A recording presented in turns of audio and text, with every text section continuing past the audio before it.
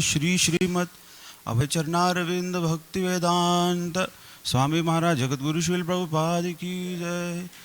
अंतर्राष्ट्रीय कृष्ण भावनामृत संघ ISKCON founder आचार्य जगतगुरु श्रील प्रभुपाद की जय।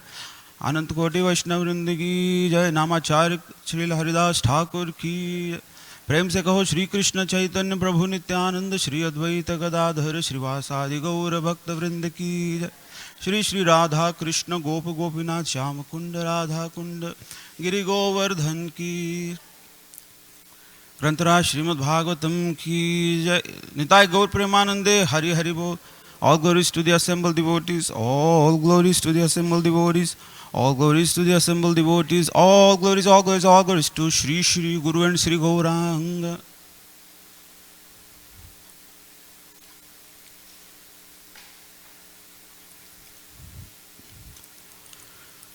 Om Namo Bhagavate Vasudevaya.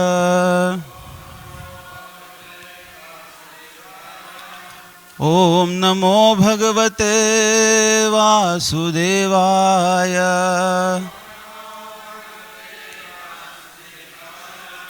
Om Namo Bhagavate Vasudevaya.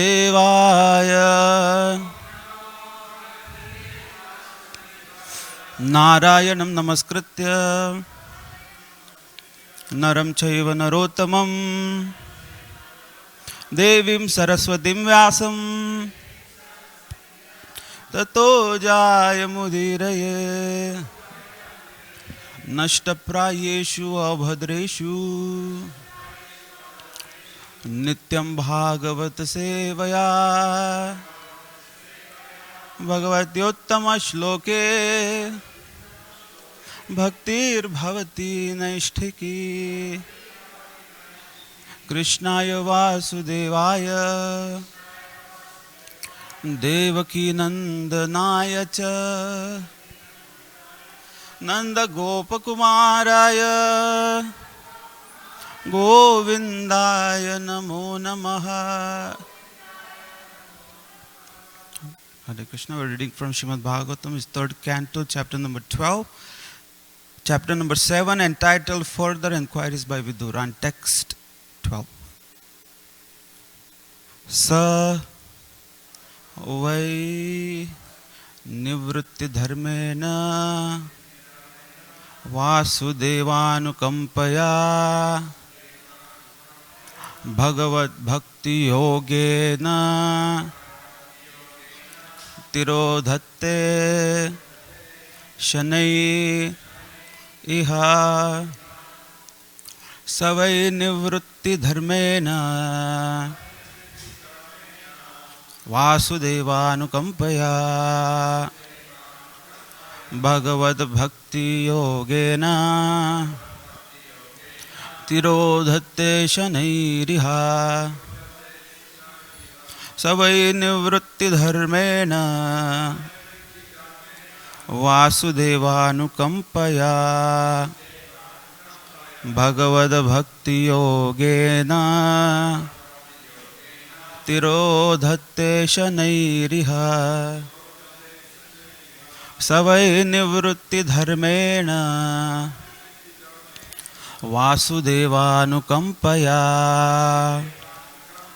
Bhagavad Bhakti Yogena Tirodhatte Shanairiha. Please chant.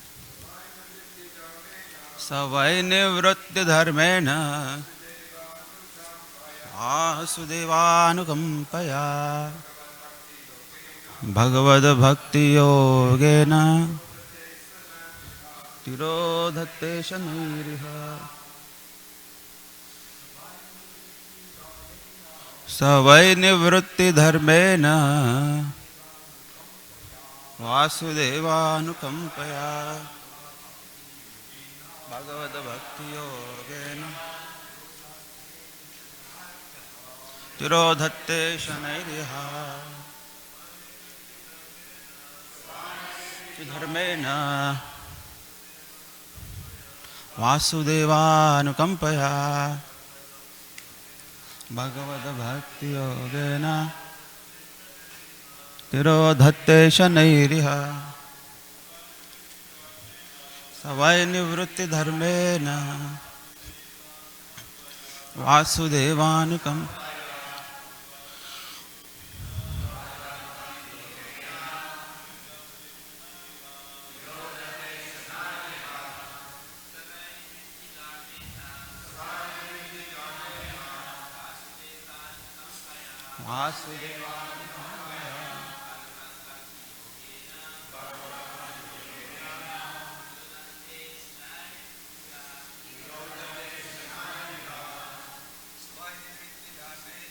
सवै निवृत्तिधर्मेण वासुदेवानुकम्पया भगवद्भक्तियोगेन तिरोधत्ते शनैरिह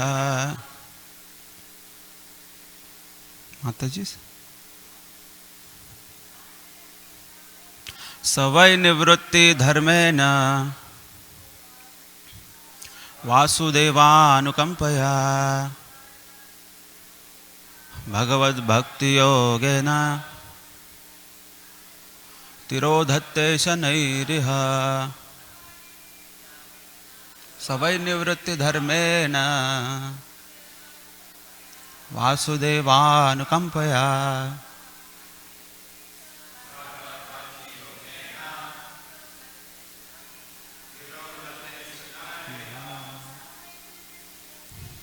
सवै निवृत्तिधर्मेण वासुदेवानुकम्पया भगवद्भक्तियोगेन तिरोधत्ते शनैरिह सह that why also nivrutti detachment dharmena by engagement Vasudeva the Supreme Personality of Godhead anukampaya by the mercy of Bhagavat in relation with the personality of Godhead bhakti yogena by linking up tirodhatte diminishes shanaihi gradually iha in this existence. Translation and purport by Avicharna Ravinda Bhakti Vedanta Jagadguru Srila Prabhupada Ki Jai. The translation: but that misconception of self-identity can be diminished gradually by the mercy of the personality of Godhead, Vasudeva, through the process of devotional service to the Lord in the mode of detachment.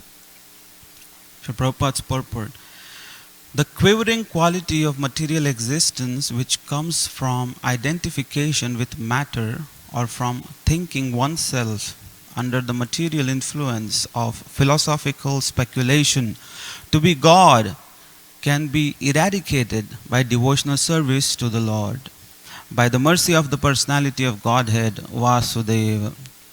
As discussed in the first canto, because the application of devotional service to Lord Vasudeva invites pure knowledge, it quickly detaches one from the material conception of life, and thus revives one's normal condition of spiritual existence, even in this life,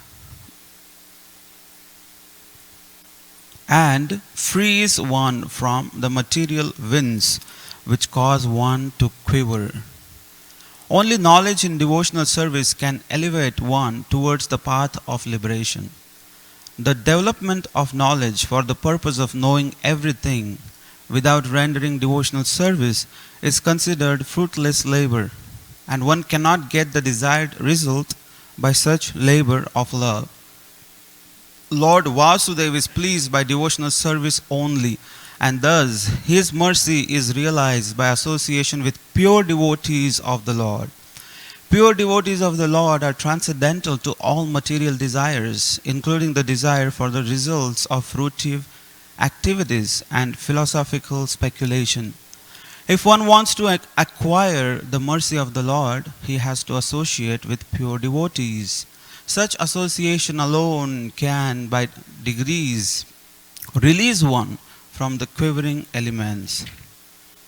Vandeham Shri Guru Shri Uttapada Kamalam Shri Gurun Vaishnavamscha Shri Rupam Sagrajatam Sahagana Raghunathanvitam Tam Sajivam Sadvaitam Savadhutam Parijana Sahitam Krishna Chaitanya Devam Shri Radha Krishna Padan Sahagana Lalita Shri Vishakhanvitamscha Nama Om Vishnu Padaya Krishna Prishthaya Bhutale Srimate Bhaktivedanta Swami Niti Namine Namaste Saraswati Deve Gauravani Pracharine Nirvishesha Shunyavadi Paschatya Deshatarine Jai Sri Krishna Chaitanya Prabhu Nityananda Shri Advaita Gadadhara Srivasadi Gaur Bhakta Vrinda Hare Krishna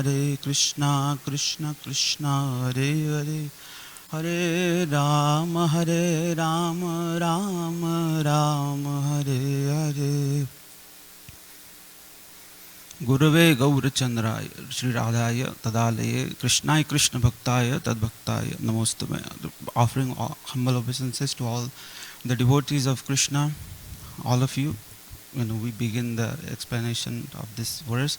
This verse basically is the continuation from the previous verse, which also talks about this analogy that many acharyas describe in detail. The analogy of the moon that is reflected on the water that appears to tremble due to being associated with the quality of water. So the self associated with matter appears to be qualified as matter. So the living entities which are pure in nature and who are situated in the spiritual world, which is the original or the real substance, and the shadow is the material world. So the living entities that want to enjoy separately, they are in the material world.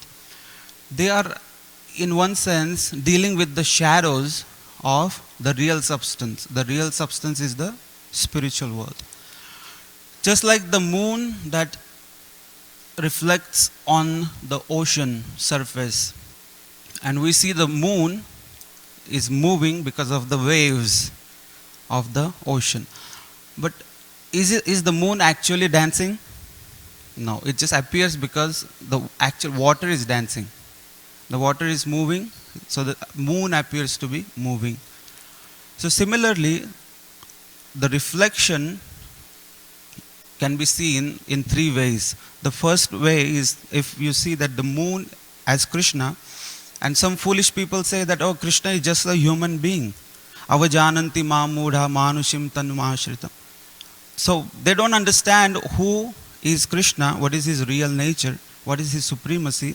So they also say that Krishna also took birth just like we did. Or Krishna also went through struggles. Poor Krishna, he had to take birth in the prison house. Then poor him, he was raised by foster mother and a foster father. And then Krishna, when he came back to Mathura, oh, his uncle was so bad. He mistreated him so much. And then this Jarasandha also troubled Krishna so much, and that he had to build his own city in the middle of the ocean called Dwarka. So Krishna went through so much struggles. So just like we also struggle. So they say that the quivering, the so-called struggles, they associated that with Krishna also. But Srila Prabhupada explains nicely that the moon is never moving, it's never changing, it's eternally situated as he is. The second analogy is the moon's rays are actually causing the reflection, and each ray can be seen as a soul, just like the part and parcel of the moon, which has the quality of the moon, but quantity wise it's just a ray. And the rays that come in the material atmosphere, they seem to move, quiver, because of the material modes of nature. And the third way is, we can see that the spiritual reality, the moon, is like the Swarupa Avastha, the real eternal position of each one of us. And then, because of coming in the association of the material world, we have taken a shadow, a different form. And we misidentify ourselves with the shadow, this so-called material body. And we think that this is who I am. And we think that this is reality. And the quivering, the so-called birth, death, old age and diseases that cause us to quiver or shake and tremble.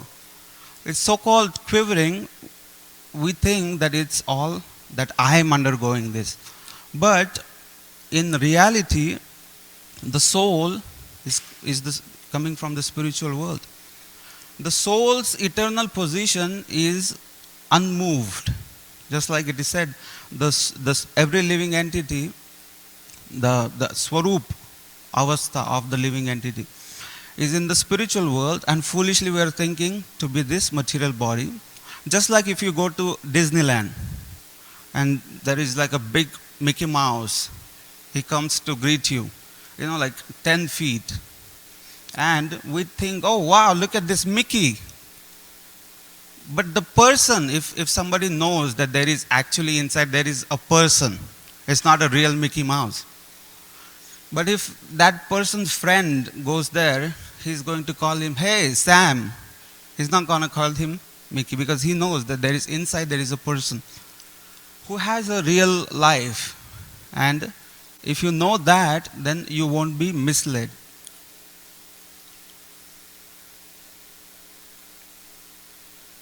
But if someone foolishly thinks that if the guy inside the costume of the Mickey Mouse, if he starts to think, I am Mickey, I am a rat, so I am supposed to be eating rat food. And if he starts to act like a rat, then that will be very foolish. And if he starts to eat the rat food, it won't be good for him. So similarly, our soul has a spiritual personality. And the soul has the spiritual senses. The spiritual senses cannot be satisfied by material objects. So here is the mismatch. We're trying to enjoy the material objects, and we're trying to satisfy our spiritual senses, which is foolish, just like we're being like the foolish Mickey Mouse. So here, the substance and the shadow. Krishna describes this in detail in 15th chapter.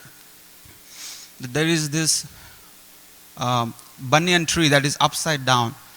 The spiritual world is the real substance where everything is in reality. And the reflections of that we see in the material world. If you see anything beautiful in the material world, it can be seen as just a reflection of what is there in the spiritual world. Srila Prabhupada tells a nice story that one time there was a monkey who stole a queen's necklace, which was very dear to the queen. The monkey stole it and ran away, and the queen was very mad. The queen started complaining to the husband that, if you don't find my necklace, I will go to my mother and father. I won't live with you. So the king was in trouble, and he wanted the necklace back. So he spread the news everywhere saying that whoever will bring queen's necklace back, I will give him a lot of wealth. And when the news went all over the kingdom, everyone started looking for the necklace. That was the biggest thing, the biggest treasure they can find. So everyone is looking, where is the necklace? Is it there? And everybody knew that a monkey has stolen. So they were literally searching all the trees everywhere and where all the monkeys reside. So one saint was passing by the river, and he saw that one person with a long stick was trying to get something out of the river. And he was trying so hard, And for so long time he's been trying and trying. So this saintly person came to him and he asked, "What are you trying to get from the river?" He said, "Oh Maharaj, don't you see there is the necklace I see? Don't you see the necklace right there in the river? I'm trying to get it, but I'm trying so hard, but it's not coming to me." The saintly person told him, "Oh fool, you're not understanding. The necklace is not there. The necklace is actually hanging on the tree. What you are seeing is just the reflection." So that's what we are all doing. We're trying to find temporary happiness in this temporary world full of suffering, and we're trying to satisfy our soul. The soul is not to be satisfied by so-called temporary material objects. It can only be satisfied when the food of Krishna consciousness is provided to the soul. Then only the soul can become satisfied. So that's why Srila Prabhupada later on he mentions it can happen by Vasudevanukampaya. The Krishna's mercy has to be achieved by the living entity. But how to achieve Krishna's mercy? I mean, it's not found on Amazon, or it's not to be found somewhere on the Walmart you go and like, can I have some 2 pounds of Krishna's mercy? I'm so much in desperation. Where to find the mercy of Krishna? That is the question here. And Srila Prabhupada, he mentions further in the purport how Lord Vasudeva is pleased by devotional service only, and thus his mercy is realized by association with pure devotees of the Lord.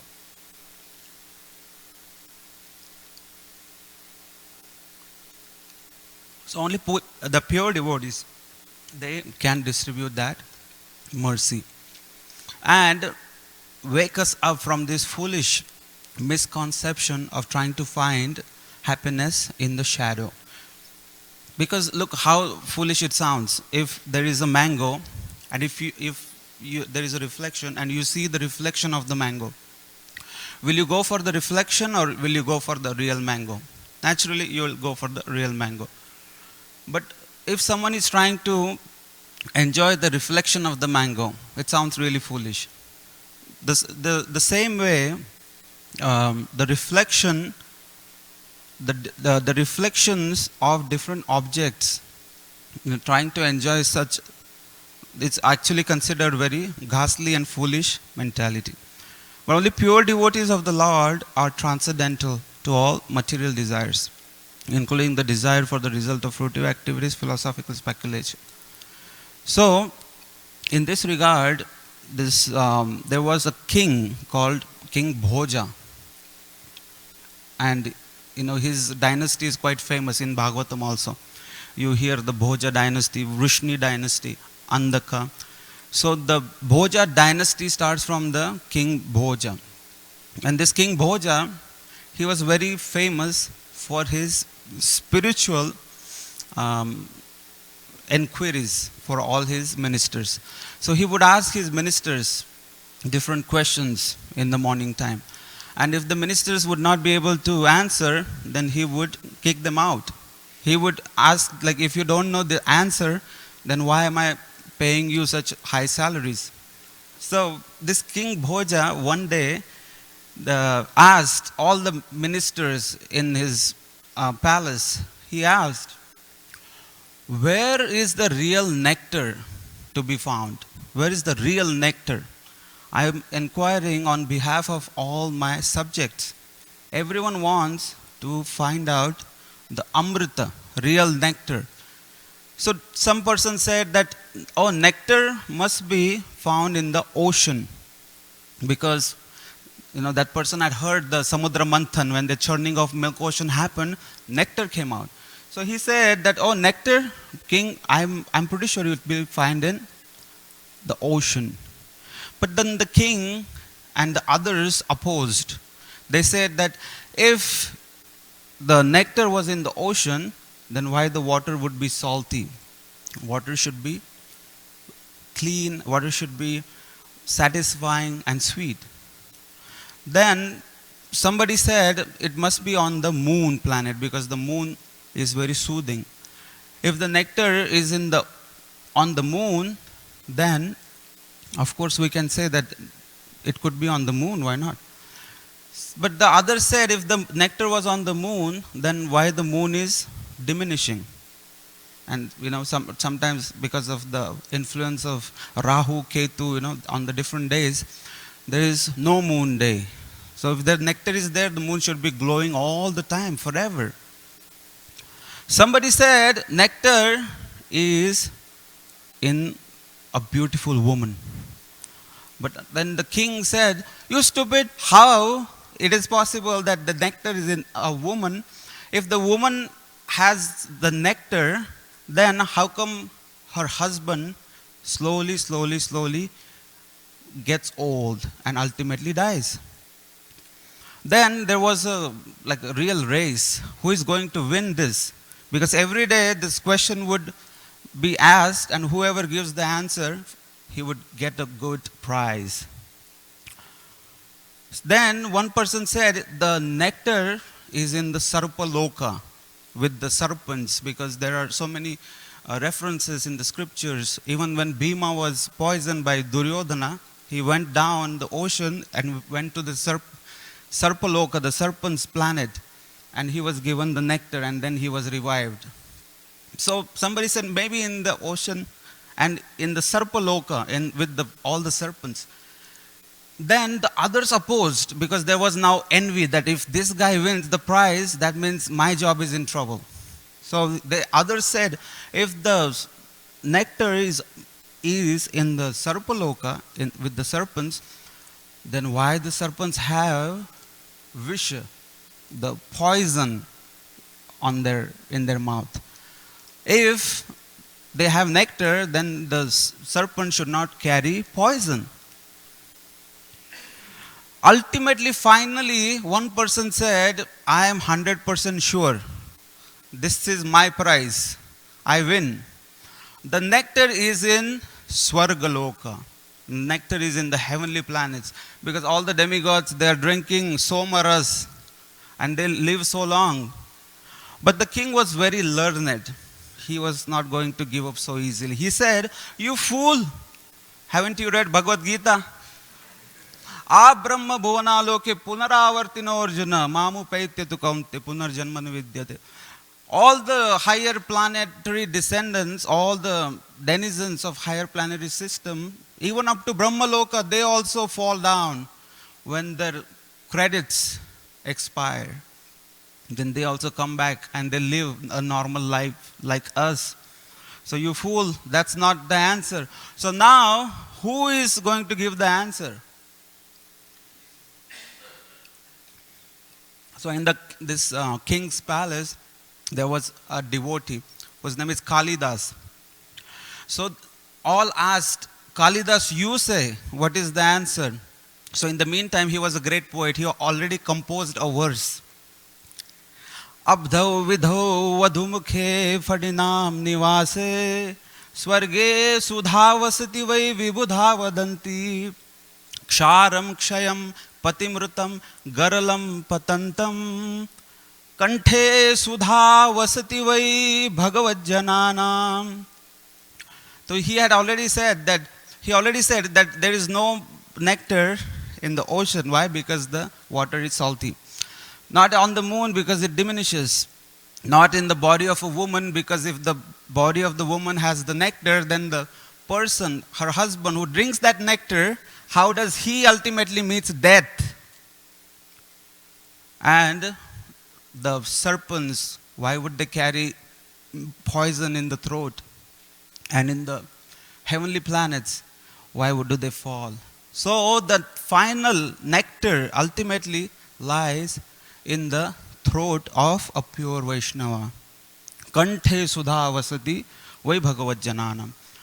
So he said that ultimately nectar that comes from the lotus feet of Krishna, it is coming down in the disciplic succession of different acharyas. It is being passed down from one guru to his disciple, from him to the next. So that nectar is flowing in the parampara. And if you are connected to the parampara, then you can clearly understand this nectar is available. So by the mercy of Srila Prabhupada, and we can here also see that Prabhupada's nectarian purports. Every day we read different purports and we relish that nectar.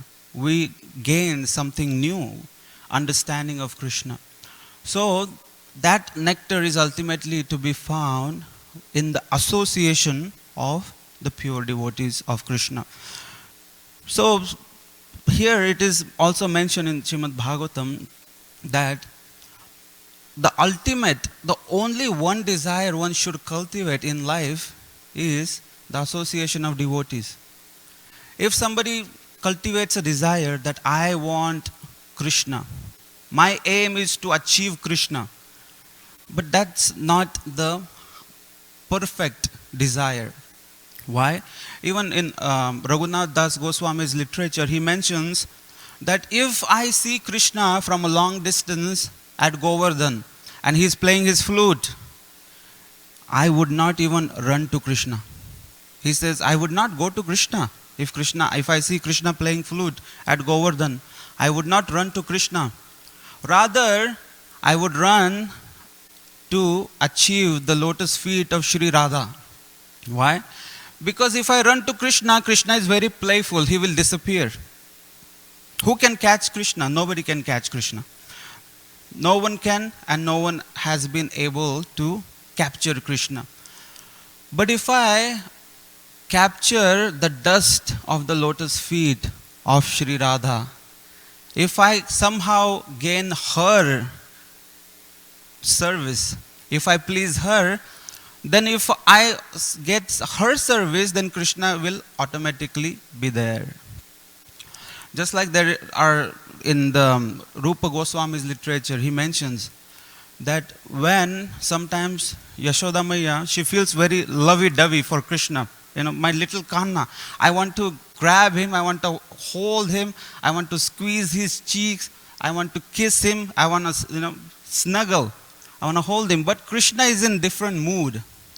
He wants to run and chase the calves. So Yashoda Maya is thinking, oh, Krishna is running towards the cows. But sometimes when Yashoda Maya, she is, playing her, trying to churn the butter, make the ghee and doing some household chores, then little Krishna comes on her lap, while she is singing the glories of Narayan. And little Krishna comes and he holds her. So Rupa Goswami says that the pure devotees, they actually carry Krishna with them all the time. Krishna chases the pure devotees. Pure devotees, they don't have to chase Krishna. Krishna se tomar, Krishna dite par, tomar shakati ache. Ami to kangal, Krishna Krishna bali, dhai tab pache pache. O hai Vaishnava Thakur, dayar sagar, eda se karuna kari. O my Vaishnava Thakur, we should always pray to Srila Prabhupada that Krishna is your property and you can give Krishna to anyone. At your will, he can literally give to Krishna. Okay, here, you take Krishna. You can give Krishna to anyone at any time. And Amito Kangal, we are very much bereft of love for Krishna. And because I am a beggar, I have no choice but to only chase you. Chase your lotus feet, oh my dear Vaishnava Thakur. So I'm only chanting Krishna, Krishna, and I'm only following the lotus feet of my spiritual master. So here in this connection, the last point is how to chase the lotus feet of the spiritual master. Because many a times, the spiritual master has left the planet and the disciples are heartbroken and they're thinking, how can I still chase the lotus footprints of the spiritual master? In this regard, an example is given that sometimes a baby elephant is lost in the jungle. And the baby elephant is little scared and sometimes thinking that, oh, maybe a lion is nearby, maybe somebody will attack me. So that time the baby elephant has that intelligence to track the mother elephant by looking at the footprints. So he looks at the footprints and follows the footprints. So similarly, a disciple, a sincere disciple, always chases the spiritual master, and he achieves the eternal service to the spiritual master in the spiritual world by following those lotus footprints. Now, what are those lotus footprints is very nicely described by Vishwanath Chakravarti Thakur. He says the lotus footprint of the spiritual master are nothing but his instructions that he has left behind for you. And if the disciple only meditates on the instructions and continues to serve the spiritual master in the mode of separation, and only by following the instructions of the spiritual master with whole heart, he can chase the spiritual master up to the spiritual world. So that is the way. Not just mental speculation or foolishly thinking something or starting a new revolution types, but rather to stick to the words of the spiritual master %, and following his instructions %. And with that path, with that process, one can achieve the eternal service of the spiritual master in the Goloka Vrindavan. So here will we stop. Srila Prabhupada ki jai. Nitai Gaur Premanande Hari Hari. Anybody has any question? Yes.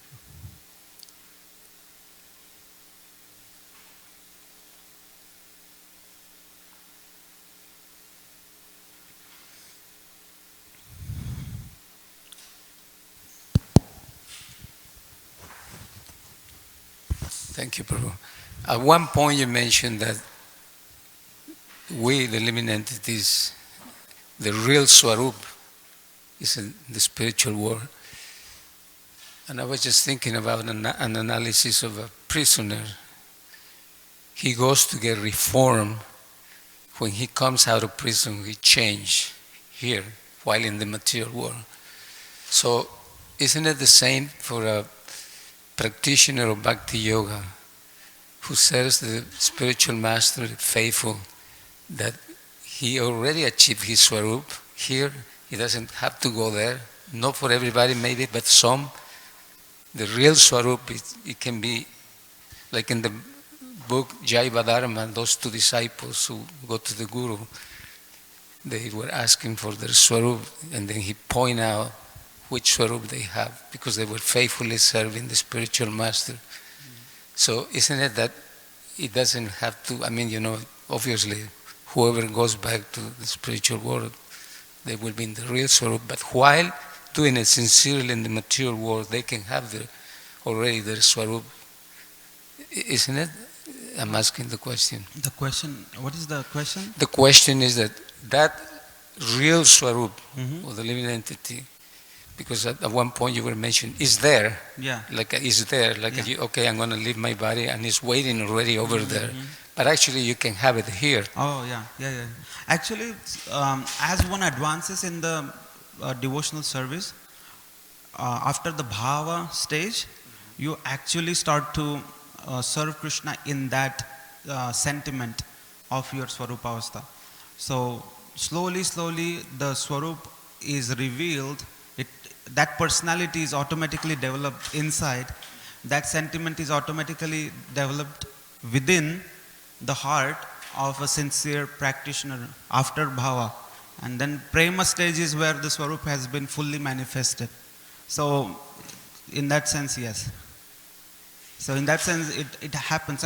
But there are. I thought you were talking about there are some so-called Goswamis, in Vrindavan area, in the Govardhan area. If a person goes there, then they give different. They reveal the Swarupa. And one time it happened that there were 3 of the devotees from ISKCON. They went for that, and they went in 3 different times to the same person. And later on in the evening, they were talking, and then they found out that the 3 have been given the same name and same Swarupa. So Srila Prabhupada criticized that. Srila Prabhupada said that sampradaya, that actually a bona fide sampradaya, it used to be very bona fide at the time of Chaitanya Mahaprabhu and that time, but that discipline succession has been lost.